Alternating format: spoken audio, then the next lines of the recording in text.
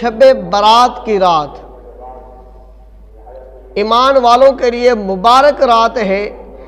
اس میں ایمان والوں کو مبارک بات دی جاتی ہے کہ تمہیں صد مبارک ہو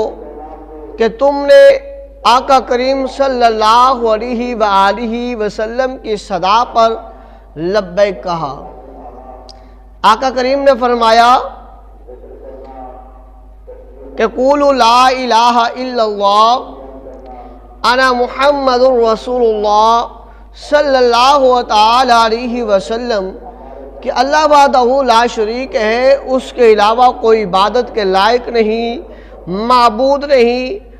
وہی ہر چیز کی عبادت کا لائق، ہر وہ سجدے کا تعظیمی سجدہ ہو یا عبادتی سجدہ ہو، وہ صرف اور صرف فقط اللہ رب العزت کی ذات ہے۔